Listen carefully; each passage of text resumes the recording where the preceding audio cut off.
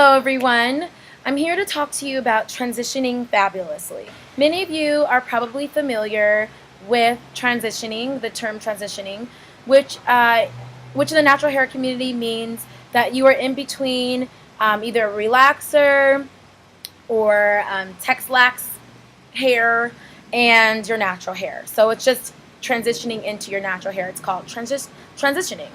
So I'm here to talk to you about transitioning fabulously in life in general. One of the common transitioning hairstyles are braids or even kinky twists. I have these long braids here. And a lot of people will wear these hairstyles to minimalize the stress they're putting on their hair or the temptation to relax it or Tex-Lax it because, of course, when you're in between hair textures, things are not always easy to manage. And also there's going to be a line of demarcation, which is going to be your weakest point, and that is of your hair, which is where the natural hair meets the texturized hair. I don't have any chemical treatments in my hair, but I am currently transitioning in life. I am on my way to grad school. I will be attending Pace University in 1 week. I'll be I guess I'm already an official student, I am, but I will begin my fall semester to pursue my Master's of Fine Arts in Acting. I decided that in this transition, the best thing for me to do is to put my hair in braids, twist, or, I did my lock extensions, whatever the protective style may be, in order to set that aside so that I can focus on growing up and becoming the person, the human being, the woman that I want to be in life.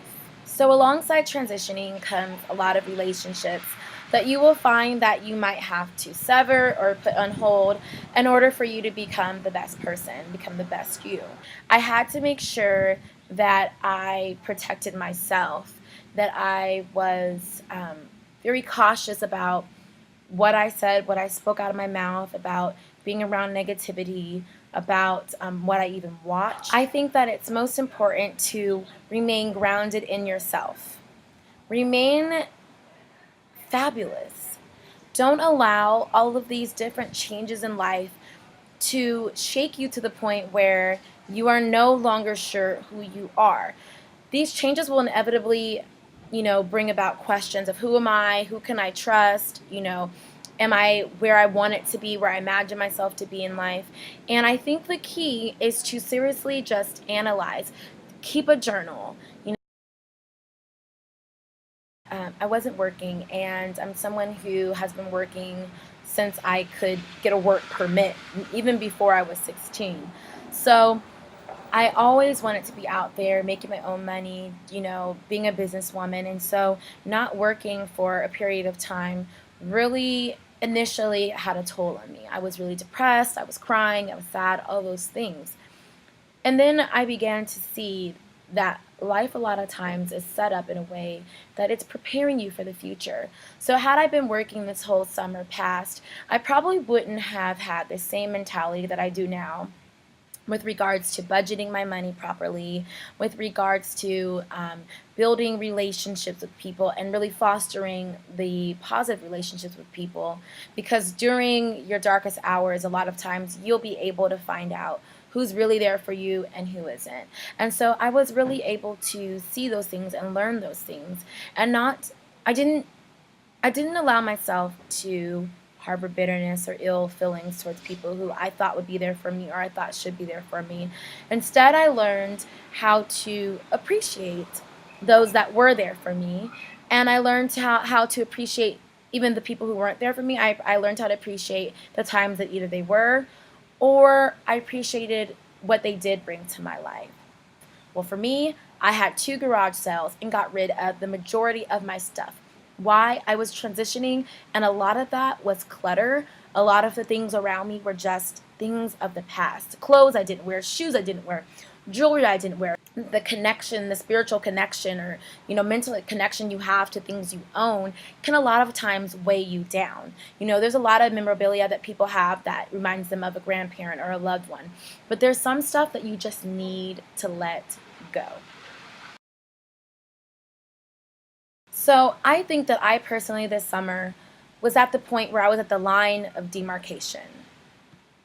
I was at the place where I was probably the weakest, or maybe not the weakest. I was the most vulnerable. And it was really important for me to surround myself with positive people. I always spoke about that, but I didn't really understand it until this summer. It seemed like I was at my darkest. It was the worst point in my life.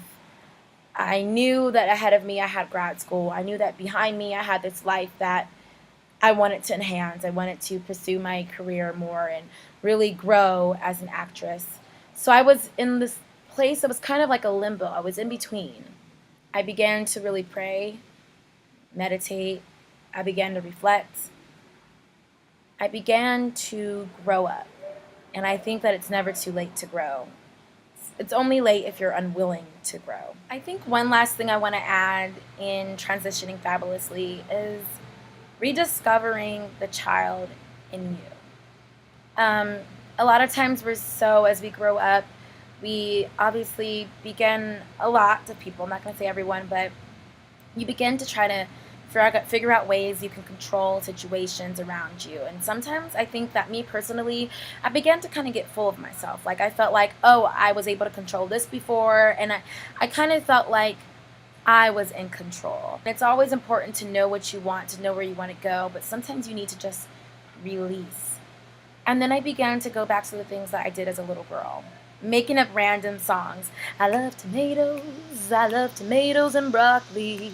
Just random stuff. Like, just be a kid again. Release.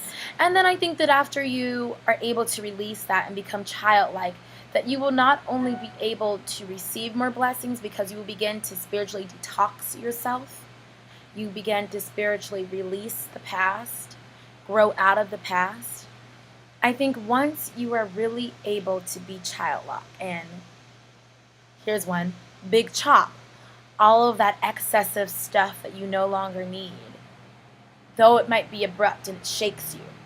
Once you're able to release that, I think you'll be able to receive blessings, and then all of the wealth, both spiritual, mental, everything will begin to come to you because you're able to appreciate the little things. When you're truly able to realize it and cleanse yourself of all of those preconceived notions, I believe that you'll get through the changes in life. It might not be easy, but I think you'll get through them a lot easier because you'll be able to know that this is just a season. All those days where I was crying and thought it was the end of the world, those are all the past. That's the past already, because that's how life moves. It's continuously moving forward. Those things are already the past.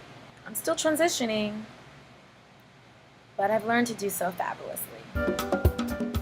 I want to do a discount code for you as a social maven of Entwine Couture, so that those of you who really love Entwine's products and those of you who have not had a chance to try Entwine's products can utilize this code to get them at a discount for this period of time while you transition fabulously.